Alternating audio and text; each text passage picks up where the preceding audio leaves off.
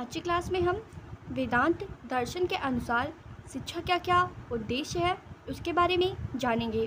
तो आइए शुरू करते हैं हम अपनी आज की क्लास। वेदांत दर्शन के अनुसार शिक्षा का उद्देश्य ब्रह्म साक्षात्कार है।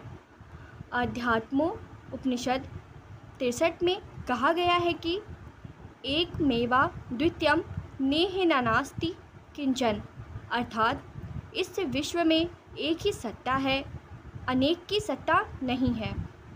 अनेकता में एकता का दर्शन करने का लक्ष्य होना चाहिए और बालक को धीरे धीरे इस दृष्टिकोण का विकास करना चाहिए कि विश्व में नानात्व माया की देन है और एकत्व ही सत्य है।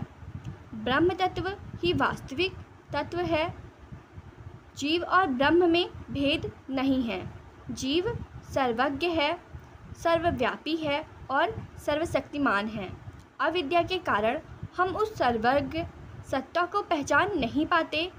ब्रह्म को जानना हमारी शिक्षा का लक्ष्य होना चाहिए। ब्रह्म को जानने में व्यक्ति ब्रह्ममय हो जाता है। मुंडकोपनिषद में कहा गया है कि ब्रह्मवेद ब्रह्मेव भवति, अर्थात ब्रह्म को जानने वाला ब्रह्मा ही हो जाता है। जीव और ब्रह्म एक हो जाने पर मुक्ति की अवस्था आती है और वेदांत परम पुरुषार्थ मोक्ष प्राप्त हो जाता है। सच कहा जाए तो मुक्ति कहीं से मिलती नहीं, वह तो अविद्या के नाश द्वारा सहज प्राप्य है।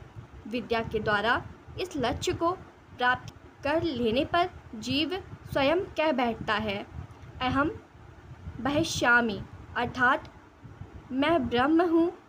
यह बृहदारण्यक का वचन है। इस महाकाव्य की अनुभूति कराना शिक्षा का लक्ष्य होना चाहिए। ब्रह्म का साक्षात्कार करने वाला व्यक्ति आत्मदृष्टता बन जाता है और आत्मा तथा परमात्मा के भेद को नहीं देखता। उसके लिए आत्मा और परमात्मा एक है। केवल एक सत्य ब्रह्म की ही सत्ता उसे चारों ओर दिखाई पड़ती है।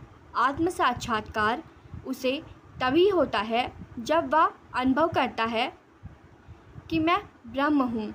इस आत्म तत्व को देखने के लिए बृहदारण्यक प्रेरित करता है।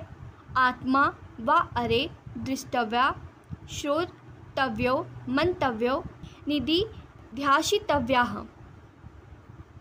अर्थात इस आत्मा को देखना चाहिए, सुनना चाहिए, इस पर मनन करना चाहिए और निधिध्यासन द्वारा इसका साक्षात्कार करना चाहिए। शिक्षा का यही लक्ष्य माना जाता है।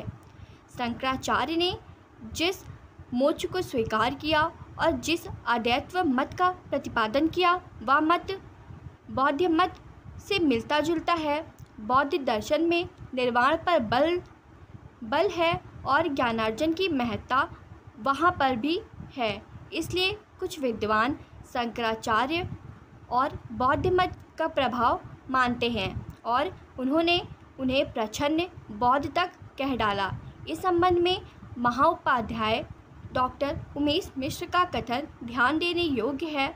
डॉक्टर मिश्र लिखते हैं कि बहुत से दार्शनिक तथा पारिभाषिक शब्द हैं जिनका बौद्ध दर्शन और शंकर मत दोनों में एक ही अर्थ में प्रयोग किया गया है।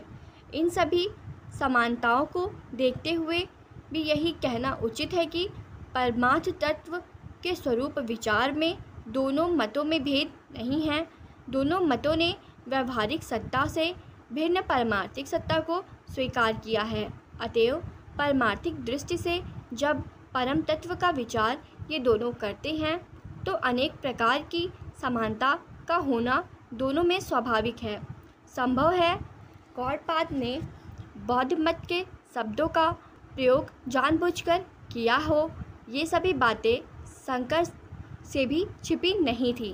शंकर ने भी उसी परम तत्व का परमार्थिक दृष्टि से ही प्रतिपादन किया है। अतएव इन सब में इस प्रकार की सदृश भावना का होना कोई आश्चर्य नहीं है, परंतु इसमें यह नहीं कहा जा सकता कि वेदांतियों ने बौद्धों के भावों को ग्रहण किया है। परम तत्व के स्वरूप का वास्तविक दर्शन तो शब्दों के द्वारा किया नहीं जा सकता, फिर भी शब्दों को छोड़कर अन्य कोई साधन भी नहीं है जिसके द्वारा उसके संबंध में कुछ कहा जा सके।